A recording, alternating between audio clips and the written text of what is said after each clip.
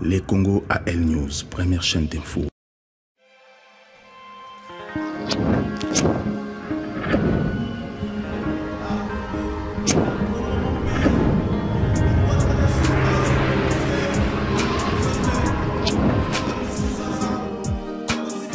Bonsoir, bienvenue à l'émission de Le Congo. Aujourd'hui, je reçois M. Saïdi Thomas, où il est analyste politique et consultant à Paris. Il a invité pour te parler la politique, les élections au Congo, la situation vraiment qui se passe dans le Canabiso et la place de la diaspora.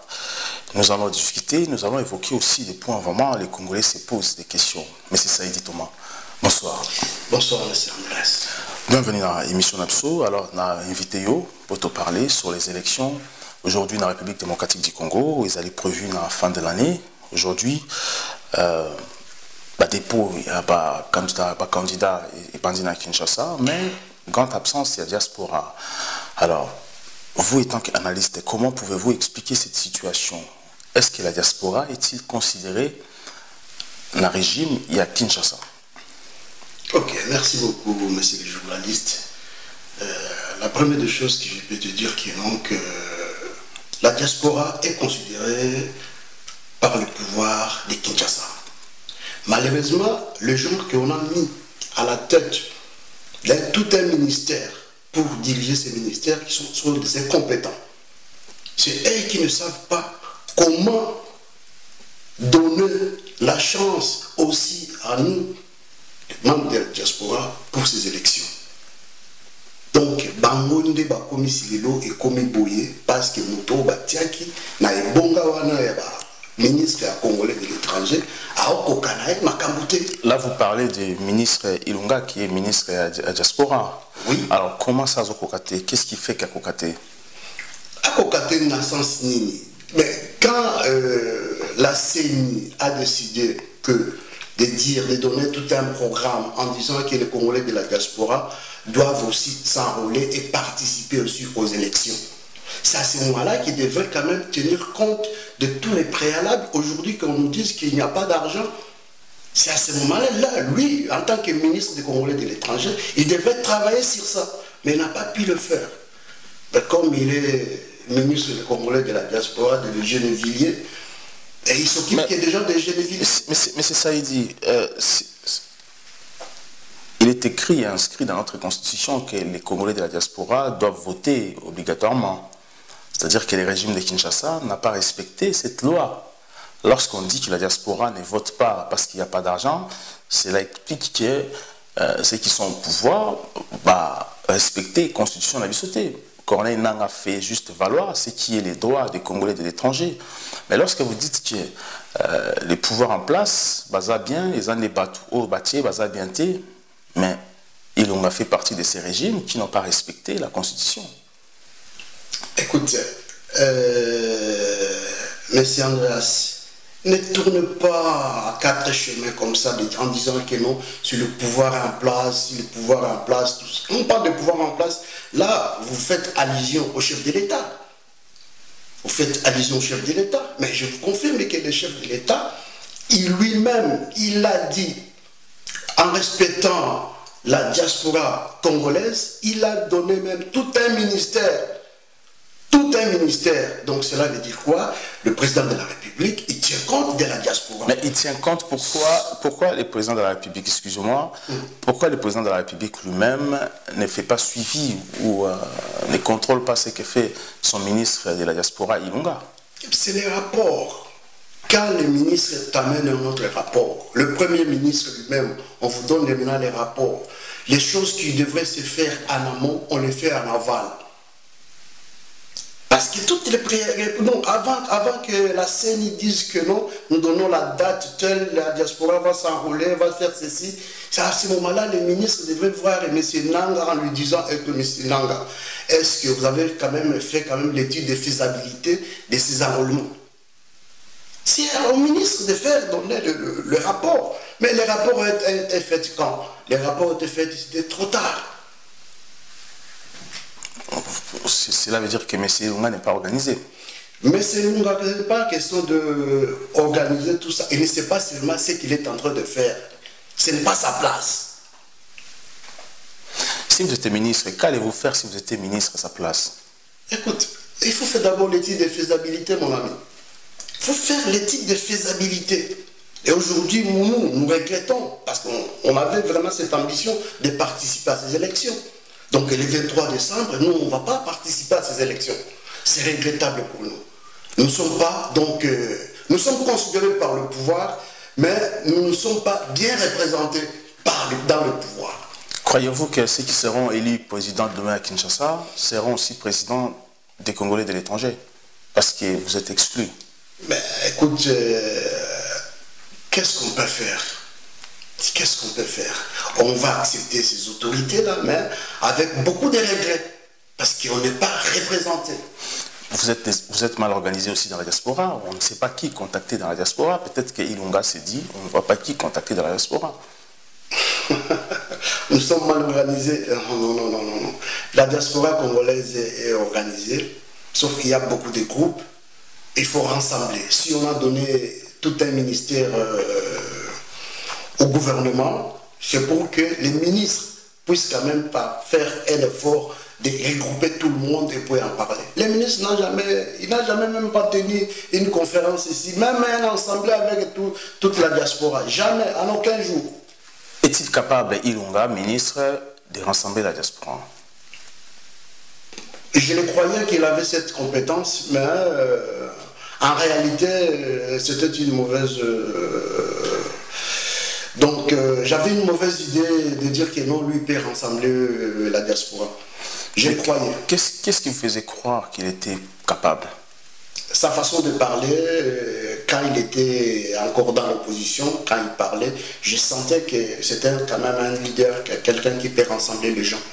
Mais dans la réalité, ce n'était pas ça. Il avait seulement envie d'avoir le pouvoir, de se servir.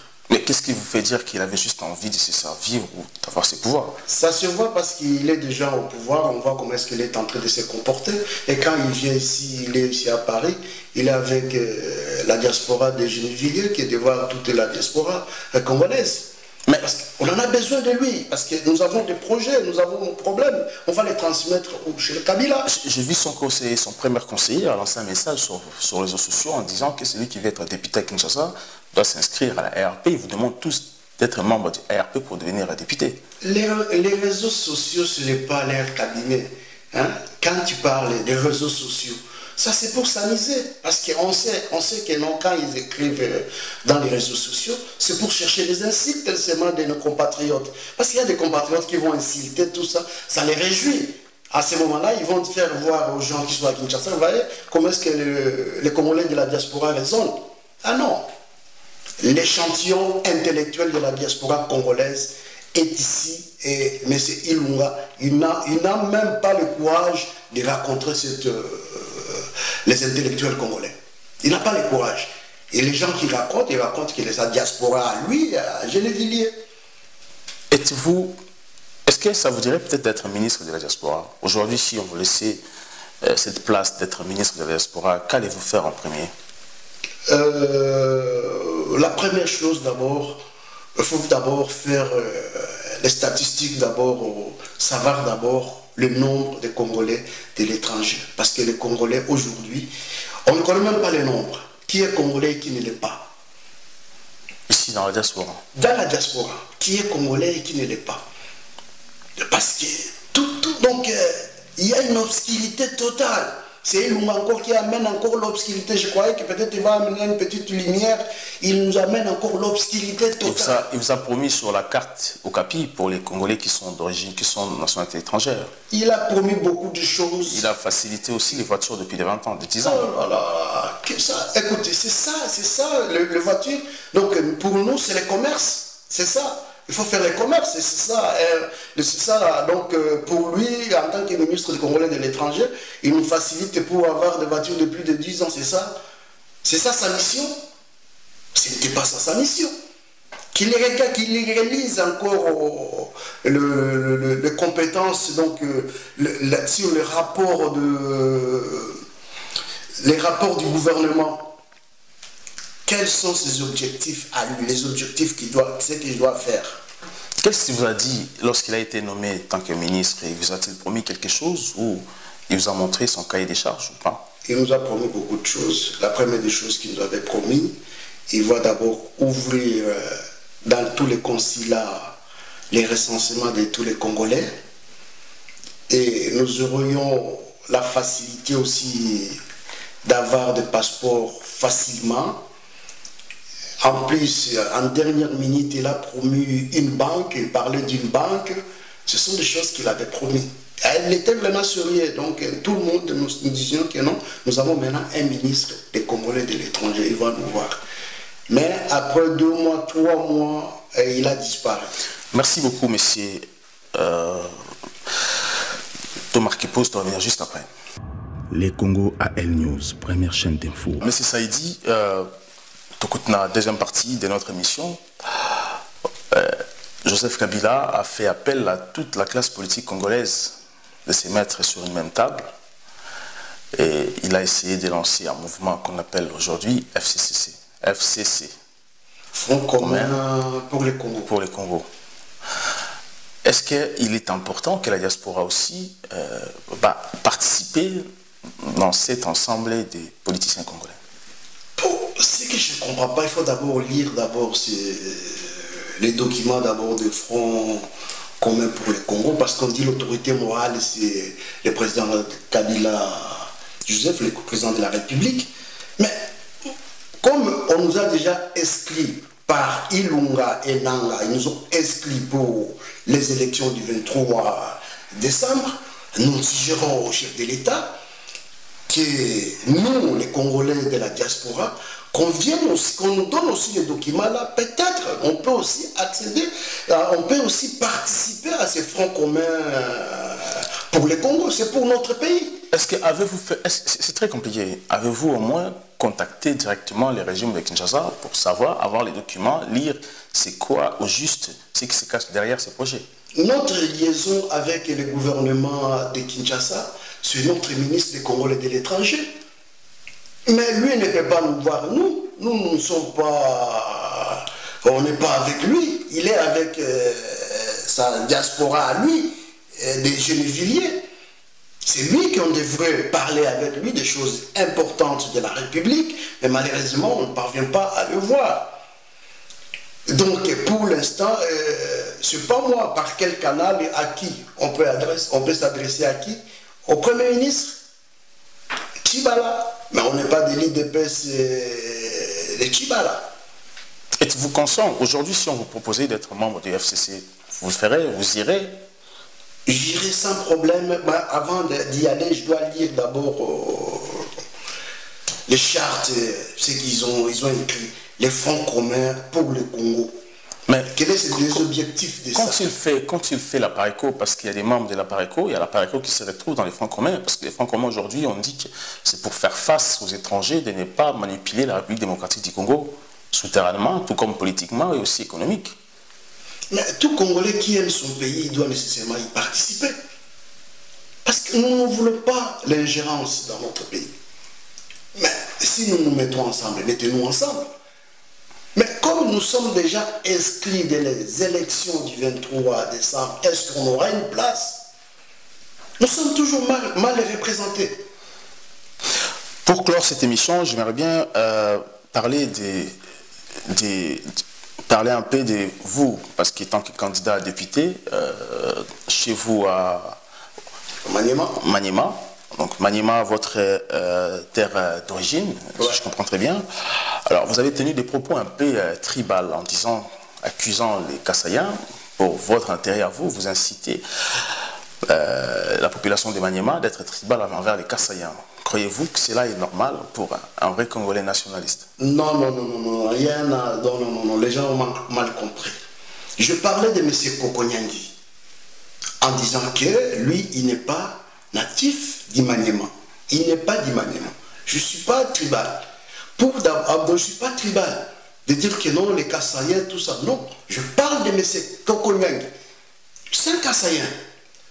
Ils doivent laisser la place au Maniema. Sa mère est des Maniema. Sa mère est du Maniema. C'est son père qui est du Kassaï. Oui. C'est un bien aussi des Maniema.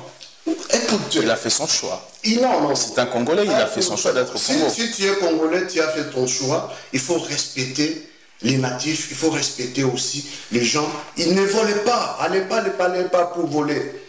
Tu n'es pas natif de là, n'allez pas voler. Mais il a grandi là-bas, Maniema. Quel est le coup? Il a grandi, il est grandi au Maniema, ce n'est pas... Il a appris à voler à Maniema. Non, ce n'est pas nous. Ça, nous, on n'a pas ce comportement-là du vol. C'est un monsieur il devrait savoir qu'il est notre neveu. Il doit respecter quand même sous ses oncles maternels, en respectant surtout quand on lui donne les biens publics, et ne pas mettre les biens publics comme les biens privés. Il doit respecter les gens, le monsieur. Et croyez-vous qu'aujourd'hui, pensez-vous qu'il serait encore candidat ou il serait nommé comme député du Maniema? Non, on nomme pas les députés. Les députés sont élus. Sera-t-il élu par la population? Nous sommes déjà inscrits à ces élections. Et la population de Pangui, il ne faut plus élire M. Kokonyangi. En suivant seulement ces déclarations en dernière minute qu'il est en train de faire, parce qu'il lui fait des djalelo, en faisant les djalelo, il croit que non, le pouvoir, il va nommer le député. Or, le pouvoir ne nommera pas les députés, on va les élire. Et lui, s'il dépose sa candidature, personne là ne va pas lui élire. Mais il sera nommé, parce que nous avons bien vu ce qui s'est passé au Maniema avec M. Tunda, qui est chef coutumier. Il a été élu par la population en tant que gouverneur, rejeté et nommé par la majorité. Non, écoute, non. Ils ont tout le pouvoir de nommer. Non. Pour Tunda, il y a eu une confusion. Tunda a été, oui, a été élu par la population. Il a été élu, mais l'actuel a été nommé, l'actuel. Non. Il n'est pas encore nommé, il fait l'intérim. Le gouverneur, c'est un gouverneur intérimaire.